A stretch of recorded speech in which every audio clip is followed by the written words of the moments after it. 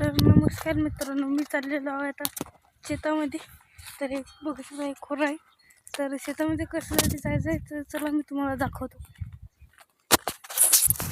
तर मित्रांनो बघू शकता तुम्ही, आलेलो शेतापाशी. तर आता आज आपल्याला शेतामधील जे बेड आहेत ना त्यांचे तोंड मोकळे करायचे आहेत. कारण की पाणी आल्यानंतर नाही तर मग ते संगळणार आहेत, त्यात पाणी संगळणार आहे त्याच्यामध्ये. तर चला मी दाखवतो तुम्हाला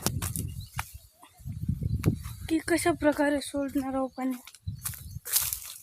म्हणजे बघू शकता ही गाय आहे, हे गोरं, ही एक गाय. ही गाय मारते म्हणून दुरून जायचं.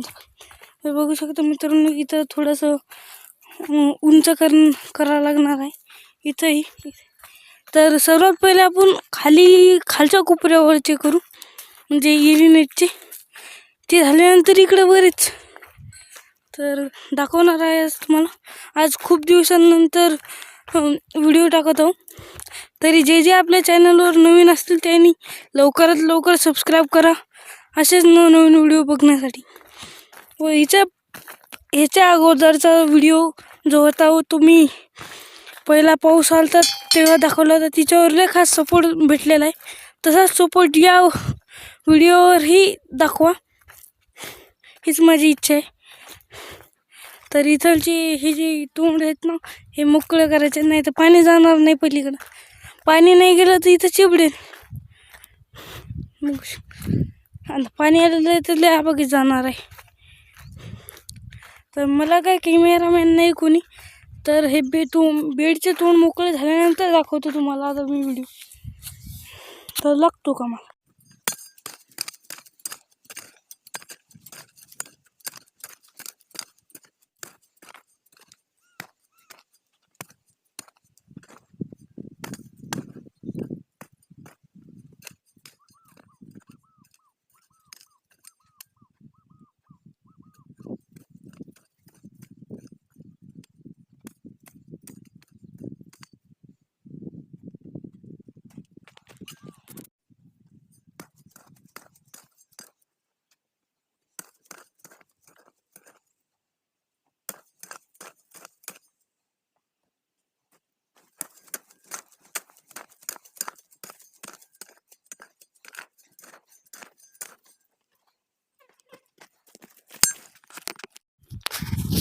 तर मित्रांनो बघू शकता किती घाम आलेला आहे.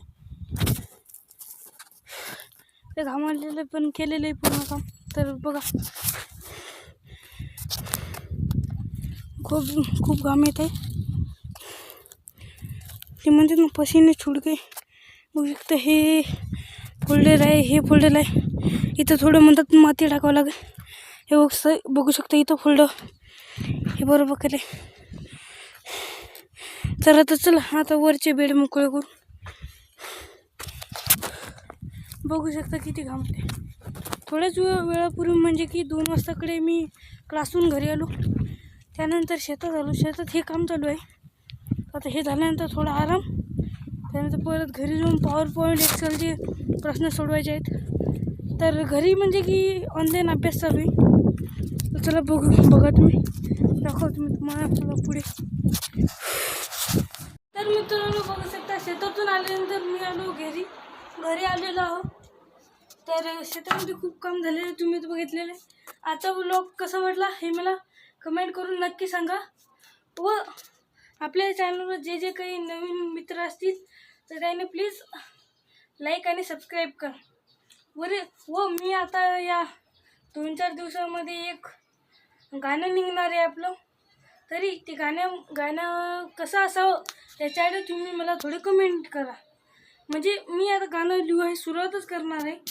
तर गाणं कोणत्या पॅटर्नचं हवं हे तुम्ही मला नक्की सांगा. त्या पॅटर्नने मी गाणं बनवं. तर चला भेटू पुढच्या व्लॉगमध्ये.